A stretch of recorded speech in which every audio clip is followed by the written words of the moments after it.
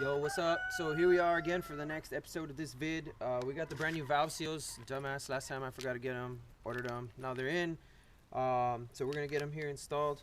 Please excuse my dad's rants and the chickens and the roosters and everything like that. But let's get these bad boys put in, and we'll go on to the next step.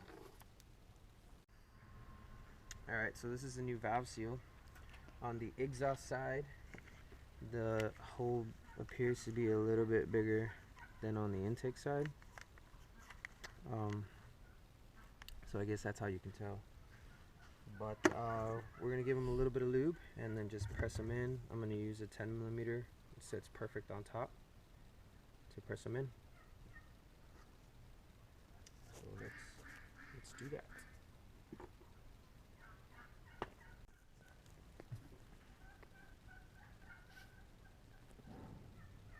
Press it in till it bottoms out.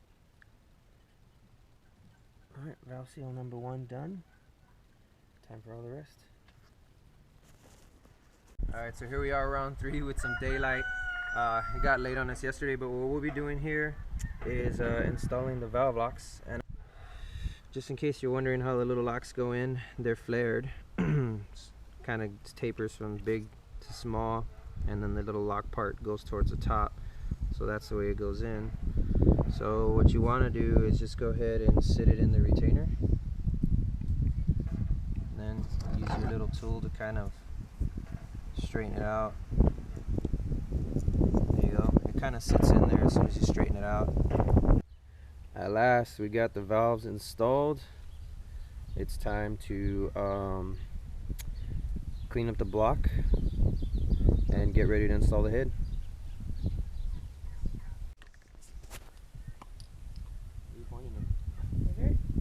Time for some copper spray gasket.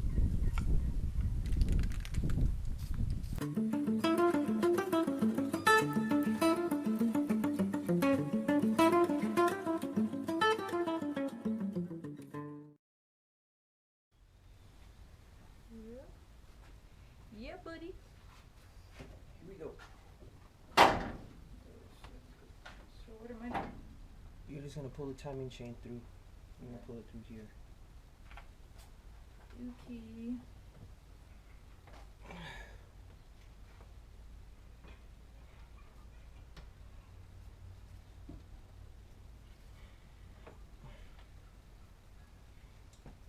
So Whatever this. you do, yeah, lift up and keep the pull.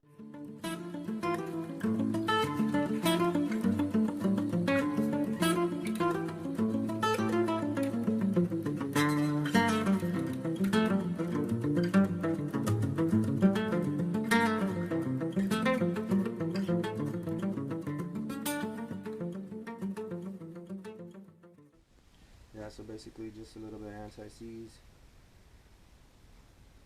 Preferably if you have the ARP one that came with it, but I don't have it. And this is for like diesel freaking engines, so should be good.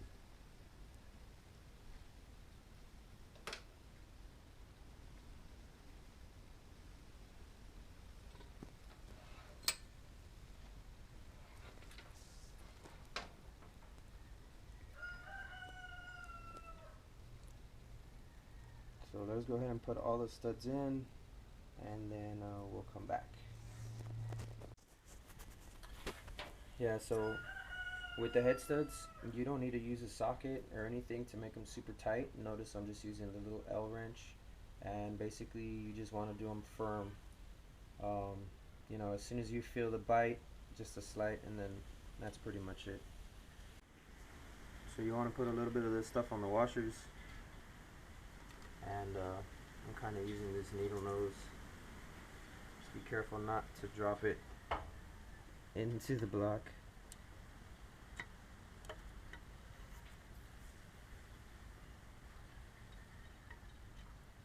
And there you go. Now for the studs.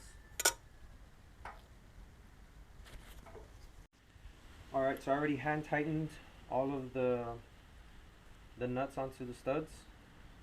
And the sequence is going to be 1, 2, 3, 4, 5, 6, 7, 8, 9, 10.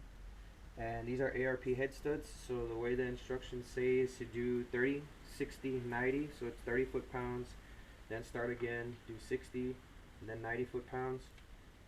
We're gonna use this Matco torque wrench. This is a badass puppy. Just remember, this is only to tighten, not to remove.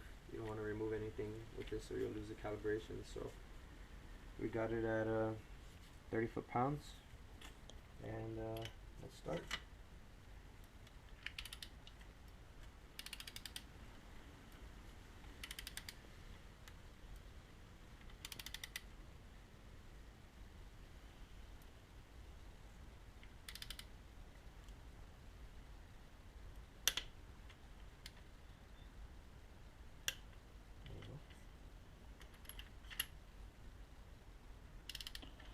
It's until you hear it click.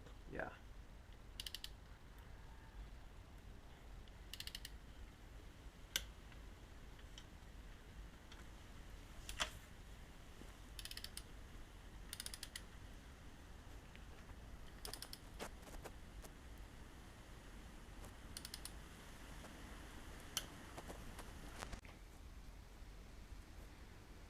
Gotta get the girl in on this too. Put in work. Ain't no rides for free.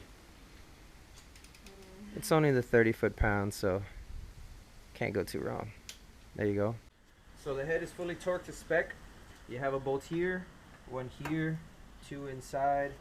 Also gonna remove the lifters from the old head, put them in here, bleed them, and the chain tensioner. Then assembly lube everything on top. Get the cams on, tighten everything to spec, connect everything back up, and essentially that should be it to get the engine started.